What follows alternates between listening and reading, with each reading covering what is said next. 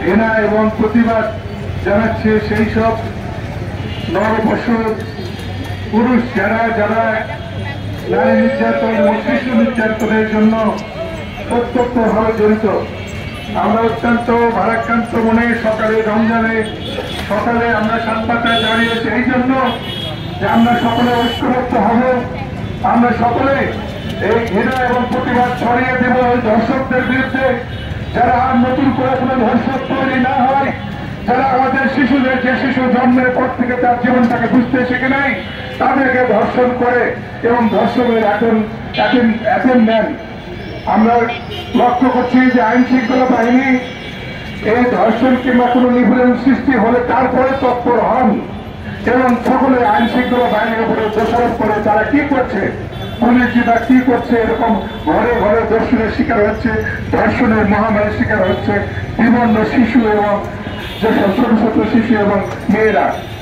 এজন্য আমার আহ্বান থাকবে, আমরা সকলে দাঁড়িয়ে আহ্বান জানাচ্ছি বগুড়ার আমাদের আইন শৃঙ্খলা বাহিনীর সদস্য তারা যেন প্রোঅ্যাক্টিভ পুলিশিং করেন, তারা কমিউনিটি পর্যায়ে যাতে মানুষের সাথে আলোচনা করে কোনোভাবে যাতে সামনে থেকে কোনো নারী শিশু কোনো নিপীড়নের শিকার না হয়।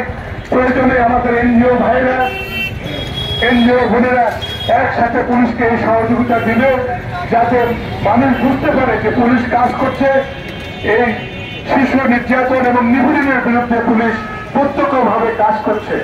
আমরা আপনাদেরকে উদাত্ত আহ্বান জানাই যে এই এনজিও সমূহ এবং পুলিশ বিভাগ একসাথে কাজ করে বগুড়াকে নারী এবং শিশুদের আমাদের মেয়ে এবং আমাদের বোনদের জন্য নিরাপদ শহর, নিরাপদ গ্রাম, নিরাপদ আমাদের মহল্লা যেন আমরা তৈরি করতে পারি।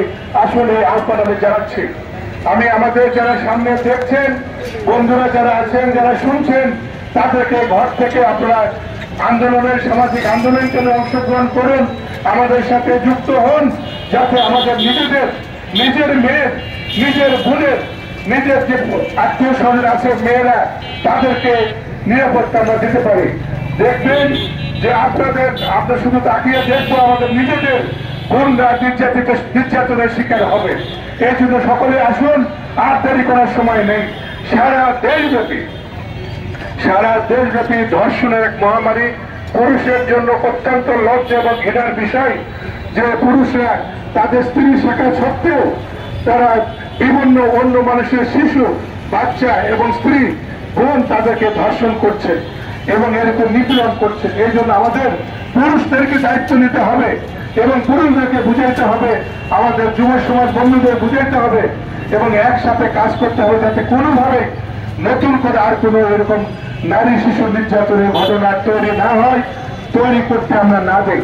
এই জন্য আমাদের আগে থেকে প্রতিরোধের ব্যবস্থা করতে হবে, পুলিশ থেকে খবর দিতে হবে। 999 আছে 999, যেখানে দেখবেন যে নারী নির্যাতনের জন্য মেয়েরা স্কুলে যাচ্ছে, মেয়েদেরকে টিস করতেছে, মেয়েদেরকে বিভিন্ন কটু কথা বলছে, সাথে সাথে 309 ফোন দিবেন, 999 মোবাইল থেকে ফোন দিবেন, সাথে সাথে সেখানে পুলিশ যাবে।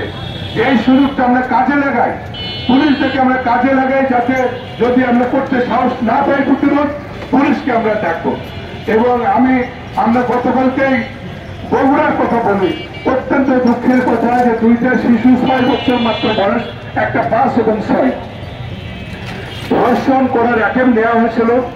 তারা এখনো ওরকম অসুস্থ না, মোটামুটি নিরাপদে আছে আমরা দেখেছি।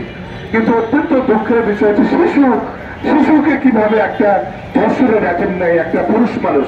এই জন্য আমরা তাড়াতাড়ি আমরা বলেছি এই রিপোর্টটা আজকে দেওয়া মাত্রই যাতে পুলিশ যথাযথ তদন্ত করে প্রয়োজনীয় আইনগত ব্যবস্থা ইমিডিয়েটলি মানে দ্রুততম সময়ের মধ্যে নেয়। এবং একজন প্রতিবন্ধী মেয়ে আছে, সে প্রতিবন্ধী মেয়ের আরো মানসিক এবং সাইকোলজিক্যাল কাউন্সিলিং দরকার।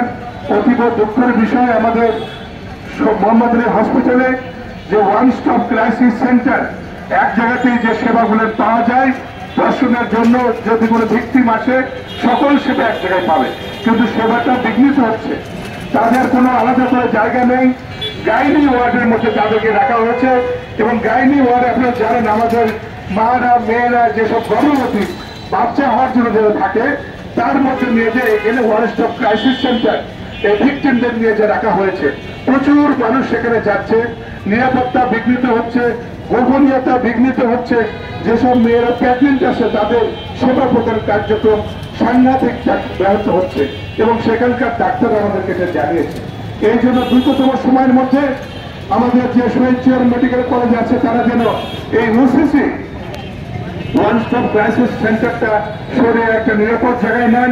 এই জন্য মিডিয়া ভাই থেকে আহ্বান জানাবো যাতে এটা সুন্দর করে তারা লেখেন, যাতে কর্তৃপক্ষ নজরে আসে যে এটা অবশ্যই আলাদা একটা নিরাপদ জায়গায় রাখতে হবে এবং এটাকে যথাযথভাবে চালু রাখে। সেখানে কাউন্সিলর নাই, সেখানে নিরাপত্তার ঘাটতি আছে, সেখানে স্বাস্থ্যসেবা বিঘ্নিত হচ্ছে।